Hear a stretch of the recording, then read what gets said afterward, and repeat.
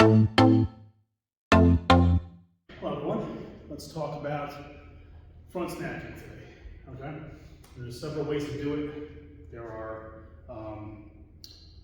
not one way. There's certain ways that have advantages and disadvantages, but let's go through a few of them right now. So, a typical Taekwondo style front snap kick is gonna have toes down. So, let's start off with a kicking stance. This is not a fighting stance, but a kicking stance.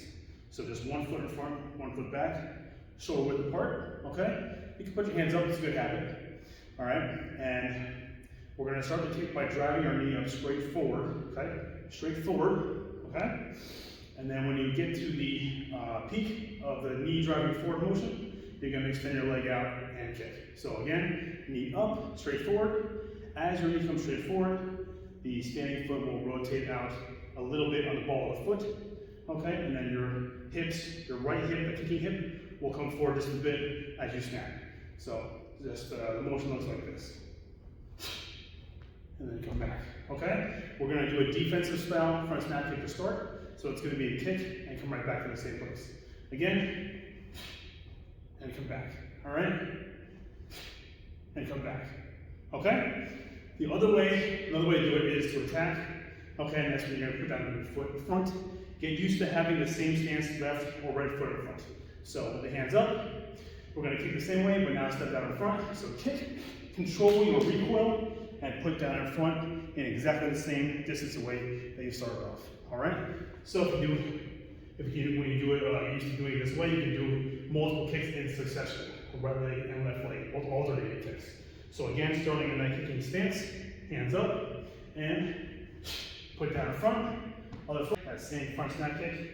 Again, have both of your feet facing straight forward in that kicking stance. Once again, not a fighting stance, but a kicking stance, okay? Your hips are straight forward, shoulders straight forward, hands up. Knee is gonna drive straight up, okay? Knee straight up, extend it out, and either put down for an attack kick in front, or for a defensive kick, and come back. Again, knee up, and when you feel it hit the top, the apex of the knee drive, snap, extend out, and come back. So we've gone over how to properly execute a front snap kick, but now how do we use it? When do we use it? Okay, the kick is designed to do damage in a vertical motion from bottom to top, okay? The human body doesn't have a lot of horizontal surfaces, so it's only good for perhaps a groin shot, okay?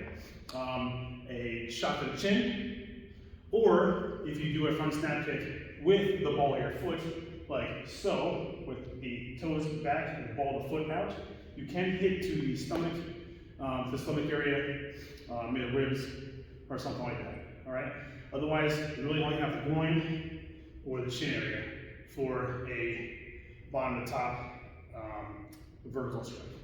So some things to keep in mind before you start to use this kick. It's also good if you have your opponent bent over for some reason. Maybe you knee strike them in the stomach and they're bent over. That would also be a good time for you to hit them with that front snap kick. Next up, we have roundhouse kick. Roundhouse kick is going to be, well, let's start with the same stance we did before, the kicking stance, okay? And again, this stance is just so you can get used to the kick itself, very basic, all right? So again, feet pointed straight forward, toes pointed straight forward, shoulder width apart, nice and comfortable, all right? Hands up. When we do the roundhouse kick, it's going to start exactly the same way as the front snap kick. It's going to drive the knee up straight, but this is where it changes. This is where it changes. It looks simple, but it's actually quite a few things happening at the same time, which makes it difficult to coordinate. So what's happening here is when your knee comes up, then you must rotate your hip. Your knee's going to turn sideways. Your bottom foot's going to pivot. Your hip's going to open, and your kick is then going to turn sideways. So in a slow motion, okay, up straight and turning this way, and extending out, and then coming back. Okay. So your hips, knee, and standing foot, your base foot, have to all pivot and rotate at the same time. So once again, way it looks: up, pivot, snap, and back, and back. Okay, again, watch the motion, hip up, rotating the bottom foot, hip, turning, snap, and back. Okay, and once again, like before, if you're attacking, set down in front, like so. And for your defensive, hit and come back to your starting place. Now what I just talked about was a standard roundhouse kick. There are many different types of roundhouse kicks. There are ones using Taekwondo scoring for point scoring. Those would be more almost vertical because there's less hip motion. They're faster to throw out for a nice little point. But if you want power, you're gonna have to rotate those hips. Okay? So you have anything from almost vertical to like a 45-degree, and then all the way over a full roundhouse kick. Okay? And anything in between. You can also use the roundhouse kick with the ball of the foot. Not personally a fan of this one, but you can use it that way, and it would decrease the area that is hitting the opponent.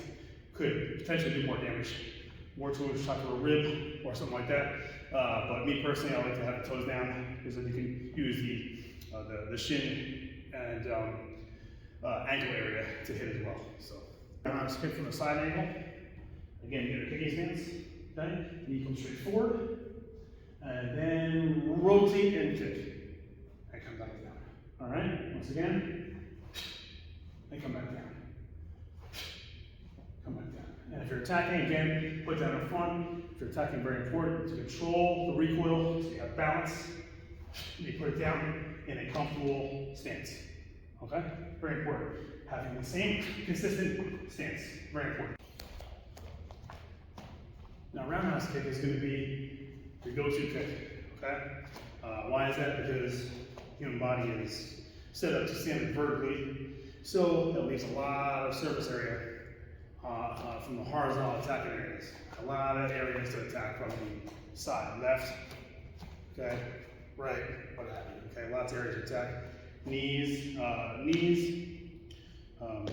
sciatic nerve, stomach, chest, pretty much every head and neck, all those areas are vulnerable to a roundhouse kick. So very important to learn and get good with this one because it will be your go-to kick.